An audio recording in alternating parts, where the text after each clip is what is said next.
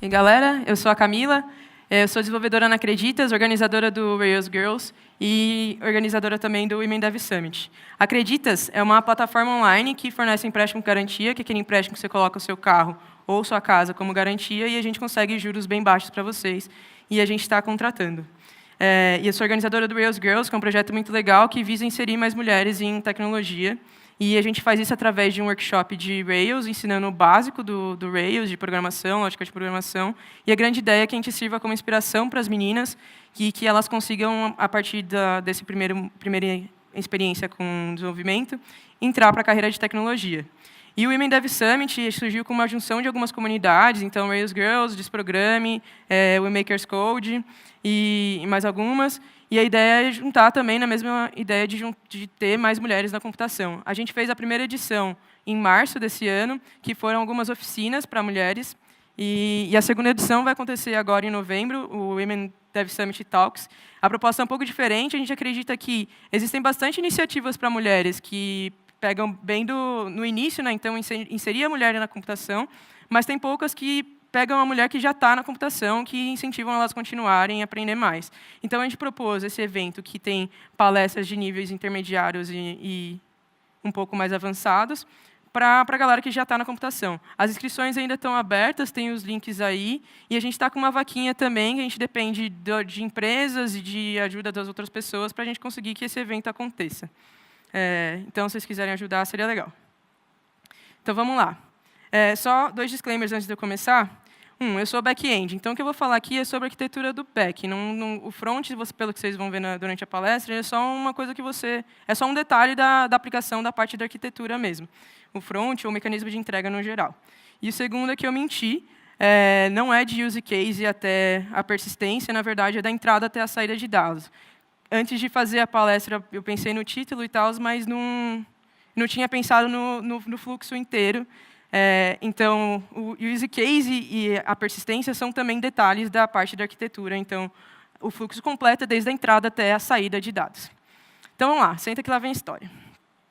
Imagina que acabou de começar uma empresa e tal, tem lá uns 3 devs, 2, não sei, e aí a produtividade está lá, 1.000.000, 100%. Quer fazer um negócio novo, vai fazendo, é muito rápido, é muito simples, e você vai fazendo assim, 1.000.000.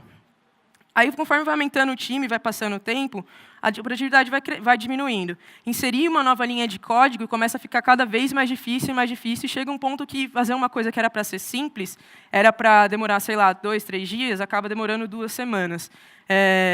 E, assim, eu não sei vocês, mas eu já passei por isso na empresa que eu estou agora, e é muito complicado isso. Era para ser uma coisa simples, mas acaba virando uma bagunça que você já não sabe mais onde colocar uma coisa, você insere.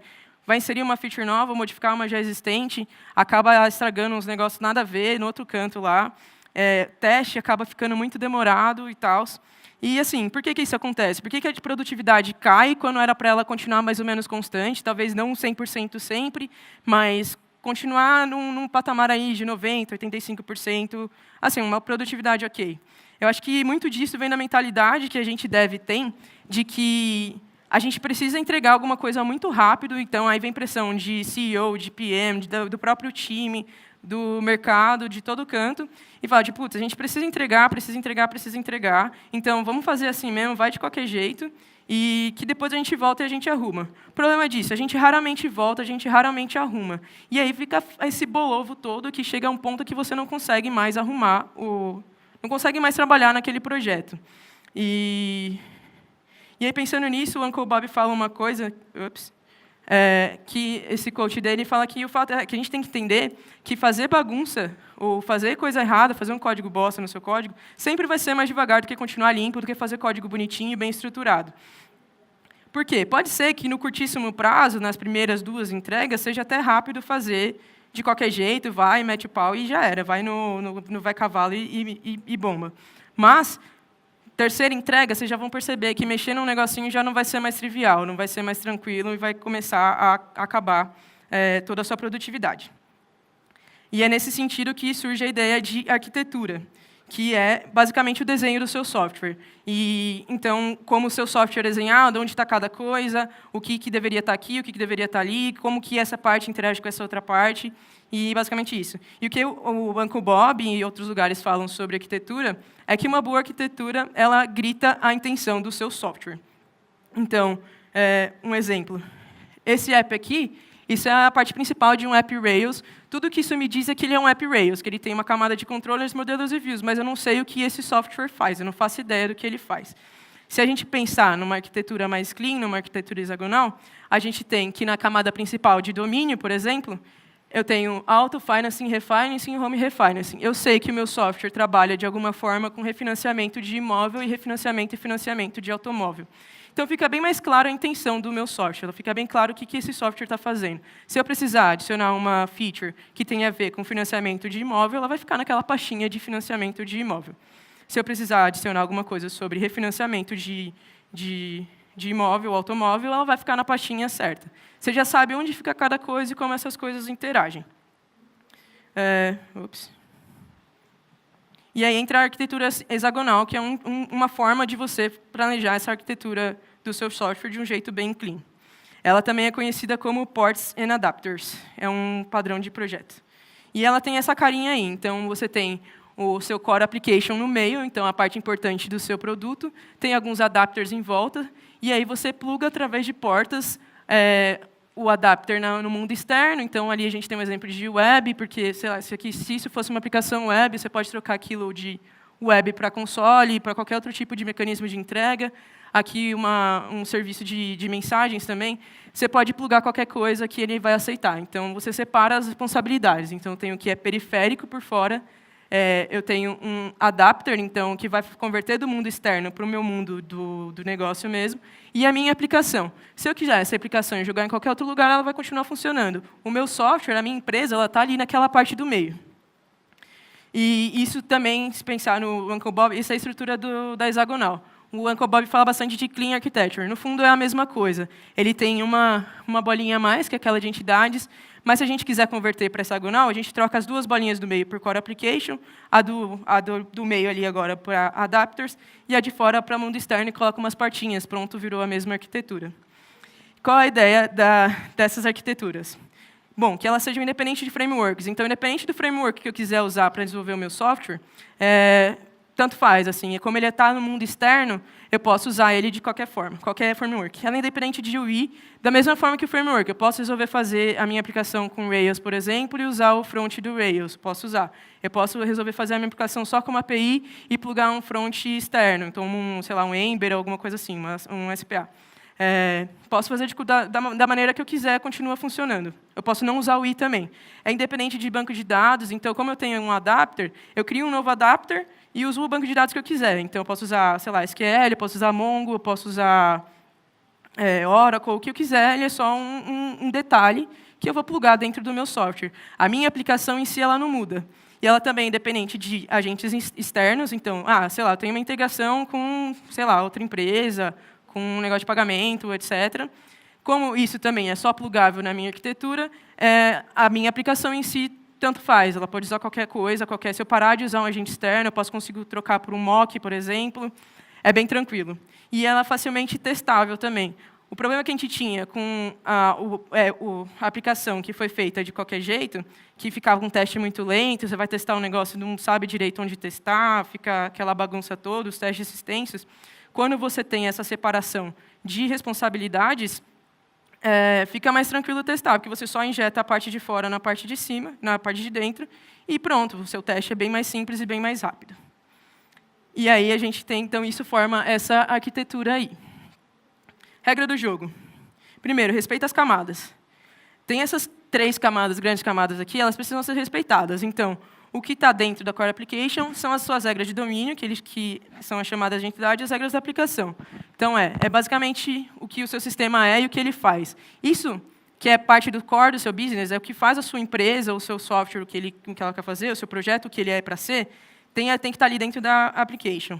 No mundo externo, tem coisa como banco de dados, tem o mecanismo de entrega, pode ser o web, tem parte de mailer, que tanto faz, pode dizer, sei lá, começar com Mandrill, depois passar a usar qualquer outro framework, pode usar a parte de mailer do Rails, tanto faz.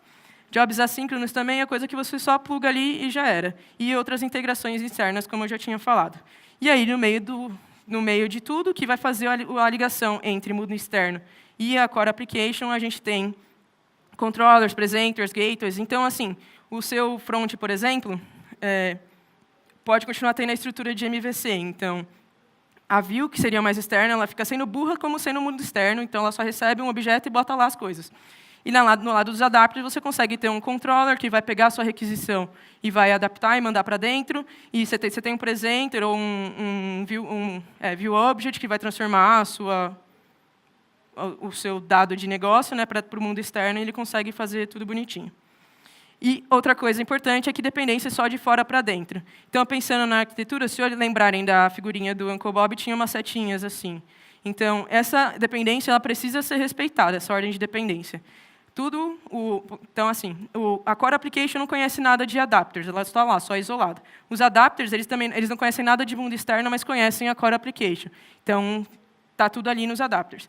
E o mundo externo conhece os adapters, mas ele não está sabendo como é que funciona a Core Application. Ele pede para o adapter se vira, fala com a Core Application é crua, ela não sabe nada além dela.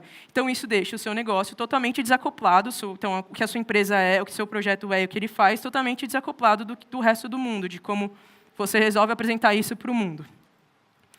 Então, vamos entender melhor, então, cada camadinha aí.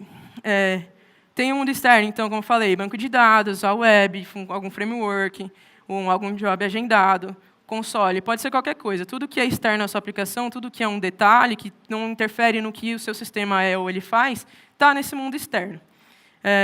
A parte de dentro, a Core Application, então. Essa parte é a parte que a gente costuma usar bastante da Domain Driven Design, e aí tem 3 livros muito bons. Não li inteiro nenhum deles, mas eles são bem legais, eu li algumas partes dos 3. Esse azulzinho aí ele é bem difícil de ler, o último é mais fácil, é mais tranquilo, eu recomendo bastante. Então, nessa parte do Core Application, é mais fácil se você usar o Domain Driven Design, porque a arquitetura meio que te permite isso, meio que te leva a usar o Domain Driven Design. E pensando nisso, vem uma ideia de linguagem ubíqua, que é o quê? Você falar a mesma linguagem do que as pessoas de negócio, as pessoas que manjam do produto mesmo que estão falando.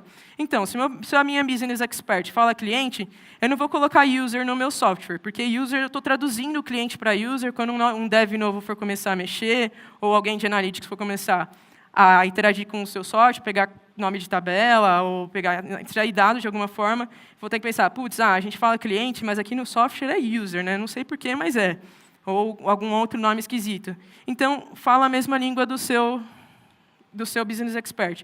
A gente sabe que, geralmente, como você está desenvolvendo, você costuma fazer as coisas em inglês, então, tradução direta. Então, beleza. O que tem nessa Core Application? Como tinha lá no desenho do Uncle Bob da Clean Architecture, ela tem basicamente 2 coisinhas, entidades e use cases. Entidades é o que o sistema é. Então, se eu for pensar num sistema simples aqui de encomendas, pedidos e tal, um marketplace, sei lá. Eu tenho um cliente, esse cliente tem um CPF, um nome, uma data de nascimento, pode ter qualquer coisa a mais.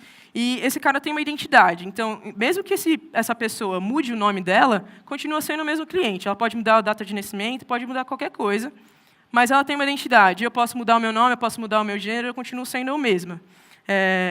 E, por isso, esse cliente é chamado de entidade mesmo. A entidade na Clean Architecture é um conceito mais amplo, e se a gente pega no DDD, tem alguns outros conceitos. Então, por exemplo, esse meu cliente ele tem um endereço associado a ele. Esse endereço tem uma rua, um número e um bairro, mas, se eu mudar qualquer um desses atributos, para de ser esse endereço, vai ser outro endereço. Então, o endereço é o mesmo endereço só se eles têm os mesmos atributos. Se eu mudar algum atributo, passa a ser outro endereço. Esse é o conceito que a gente chama de Value Object, porque ele é um objeto de valor. Então, ele significa ele não tem uma identidade própria. A identidade dele é baseada nos atributos que ele tem, diferente do cliente, que é baseada nele mesmo. Então, eu, pessoa, vou ter a identidade minha para sempre, independente de eu mudar algum atributo ou não. E, em relação ao endereço, se eu mudar qualquer atributo do endereço, vai ser outro endereço. Aí eu tenho um produto que tem qualquer coisa, nome e preço, eu tenho um pedido que tem data da compra, ele é associado a um comprador de alguma forma, e ele tem uma lista de itens. Que aí tem quantidade, preço, então eu tenho o meu pedido lá e tem várias coisinhas, de 0 a N pedidos, itens que a pessoa quer comprar. E esses itens são produtos, né? Então, ele tem uma referência de produto também. Quando um cliente quer adicionar alguma coisa no carrinho, ele pede para o carrinho adicionar um item a ele. Isso também faz parte do que o sistema é. Apesar de ser função, então, o que o sistema é também inclui coisas que o seu sistema faz. Faz no sentido do tipo, são intrínsecas a ele, não é questão de fluxo nem nada. Então, adicionar um item ao carrinho faz parte de quem é o carrinho, certo? Então, a gente tem dentro da parte de entidades essas coisas também. Geralmente, dependendo de como for, isso vira algum tipo de serviço de domínio e tal. Ou algum método no próprio carrinho ali no pedido. Então, ali o carrinho ele sabe que quando ele precisa adicionar um item nele mesmo, ele precisa de um produto, de uma quantidade, de quem é o comprador. Uma coisa importante, essa ligação entre o cliente e o item nunca vai acontecer. Isso é sempre feito pelo pedido, porque o pedido e os itens são um agregado que a gente chama. O cliente não conhece o item porque ele não precisa conhecer. O item é só um negócio que é do pedido, não tem a ver com o sistema em si. O item só faz sentido existir quando o pedido existe. Ele não existe solto. Portanto, o cliente ele vai sempre falar com o carrinho, e o carrinho vai cuidar de criar mesmo o item, ou não criar, ou fazer o que precisar com ele. Beleza. E aí, além do que o sistema é, tem o que o sistema faz, que a gente chama de use case ou interactors, depende de onde você olhar. Então, isso está externo ao meu domínio, não é o que o sistema é o que o sistema faz. Então, por exemplo, eu posso criar um pedido, eu posso pedir reembolso referente a um pedido, eu posso verificar o risco de fraude de um pedido, eu posso enviar, no sentido de mandar pelo correio o pedido e tal. Isso são todas coisas que o meu sistema faz, e cada uma dessas coisas são casos de uso dentro do meu sistema. E esse caso de uso tem mais ou menos esse formato. Então, ele tem dados de entradas, ele tem um fluxo e segue. Ele poderia ter também um fluxo de erro, de tratamento de erro. Então, se deu erro em qualquer camada aqui, então, sei lá, os dados não estão validados, ele devolve uma mensagem. E reparem que, assim, então, por exemplo, o fluxo aqui, o cliente pede para criar o pedido com os dados de entrada que precisa ter, aí o sistema vai lá, valida os dados, cria o pedido, determina um ID, devolve o ID do pedido para o cliente. Reparem que eu não falei como que o cliente pediu para criar esse pedido. Então, ele pode ter pedido clicando no botão e preenchendo os dados, pode ter pedido via, sei lá, Excel e alguém imputou em algum outro lugar, pode ter sido por console, pode ser de qualquer jeito. E, da mesma forma, devolver o ID, eu estou só devolvendo. Assim, o cliente faz o que quiser com ele. Eu não estou falando que vai mostrar uma mensagem, pedido criado com sucesso na tela do usuário. Não tem isso aqui, porque o use case não sabe dessas coisas. O use case entrou um dado aqui do jeito que eu preciso devolver tal coisa. Dado isso, aí quem está por fora se resolve. Então, o adapter vai transformar se precisar transformar e devolver para o mundo externo. Adapter, o que é esse tal de adapter? Ele tem mais ou menos essa estrutura. Tem aquela figurinha da Clean Architecture do Uncle Bob, tinha bem assim embaixo um desenho que era esse aqui. Então, pensando num framework, numa aplicação web. Eu tenho o mundo externo, ele fala com o meu controller, por exemplo. Aí, meu controller vai falar com o meu use case, que vai falar com quem precisar lá fora. E esse use case devolve, de alguma forma, para um presenter. E aí, esse presenter se resolve com o mundo externo. O mundo externo se resolve ali com esse presenter. Mas, espera. E a regra da dependência que eu falei? Vocês repararam ali, o use case estava retornando alguma coisa para um presenter. E aí, eu estou interferindo na camada. O meu use case não deveria saber nada sobre esse presenter. É nesse sentido que surge o princípio de inversão diversa, ou DIP, que é Dependency Inversion Principle, que funciona da seguinte maneira. Então, eu tenho uma interface do lado do use case, duas interfaces, na verdade, a interface de input e a interface de output. Reparem que agora as setas da ligação entre presenter e controller estão sempre para lá. Então, o meu use case parou de conhecer o mundo externo, parou de conhecer os adapters. Por quê? O meu use case aqui, ele está implementando uma interface de entrada. Então, o controller tem a obrigação de mandar essa interface do jeito certo, de um jeito que o meu use case consiga entender. E, da mesma forma, ele devolve uma outra interface, que aí o presenter vai saber se virar. Então, o presenter está injetado aqui dentro de alguma forma, de forma que o use case não sabe quem ele é, ele não sabe quem é o presenter, ele está fazendo alguma interface. Então, ele tem uma interface injetada ali, ele faz o que precisar com a interface, só que o presenter mesmo, o concreto, está do lado de fora. Como funciona isso em linguagem que não tem interface do tipo Ruby? eu tenho, por exemplo, o controller, ali eu troquei o adapter de presenter para um repositório, que é um padrão que a gente usa para persistir dados. Então, é um adapter que fala com a minha aplicação, então com os meus objetos de domínio, e vai persistir ele depois no banco de dados, seja ele qual for. O meu controller ele vai mandar para o use case, e aí a interface padrão que eu estava usando é respeitar os métodos que o meu use case pede. Então, aqui eu preciso de e-mail e CPF, ele vai lá mandar e-mail e CPF do jeito que eu pedi. Essa é a interface de entrada. A interface de saída é simples injeção. Então, ali eu injetei um repositório. Aqui no meu use case mesmo, no método, eu estou falando repositório.create e mando o que ele precisa criar. Eu estou respeitando essa interface que está implícita, né? Então, fica mais ou menos isso. Aqui, se eu quiser, por exemplo, trocar esse repositório, tipo, putz, esse repositório não funciona mais, eu não preciso mudar o meu use case, porque isso está injetado.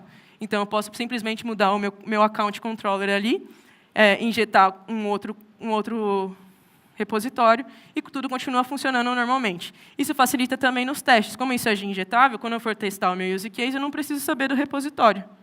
Então, eu posso colocar um repositório fake e um repositório mocado. Beleza, e juntando tudo isso. Então, tá, o meu usuário solicitou alguma coisa lá, pediu alguma coisa na minha aplicação. Vamos supor que seja web, então ele vai ter um controller. Ele mandou um JSON para o meu controller. A obrigação do meu controller é o quê? Criar um request model, que é um objeto que vai traduzir, basicamente, o JSON para alguma coisa que o meu domínio entenda. Então, é aquela interface de adaptação. Essa tradução pode ser simplesmente transformar um hash, ou, sei lá, criar realmente um objeto, um DTOzinho. Criado esse request model, ele vai mandar para o meu use case. E o use case pode interagir com uma parte do meu domínio mesmo, com a parte das entidades. Então, eu tenho entidades, eu tenho domain services, eu tenho agregados. Ele vai interagir de alguma forma, mandar fazer o que tem que fazer. Ele consegue orquestrar fluxos e tal. E é isso. E a entidade devolve o que precisa devolver para ele. Daí, dado o resultado que ele teve lá da interação com as entidades, ele pede para o repositório persistir. Então, ele não quer conversar com o mundo externo, ele conversa com o adapter, que é o repositório vai lá e vai fazer o que precisar com o banco. Reparem aqui que tem aquele conceito de dependência invertida. E aí, esse use case, depois que fez o que precisava fazer, também precisa fazer a tradução de volta. Né? Então, ele precisa do result model, que é aquela interface de volta que eu mostrei na parte dos adapters. E daí, ele manda esse result de volta para o presenter, lembrando também daquele conceito de dependência invertida. E o meu presenter vai estar com JSON de volta lá, e ele só devolve de volta para o usuário. E, last but not least, o Ancobob também fala que o único jeito de ir rápido é fazendo bem. Então, sempre que parar para pensar e for fazer um código, um projeto novo, pensa em fazer ele bem estruturadinho, pensa em fazer as coisas ajeitadas onde elas precisam estar, porque isso vai fazer com que o seu desenvolvimento ele continue com uma produtividade bem contínua assim, e boa durante o seu projeto inteiro. E aí vocês vão deixar o Ancobob feliz. E é isso aí, galera. A palestra está disponível nesses links. Uma salva de palmas para a Camila.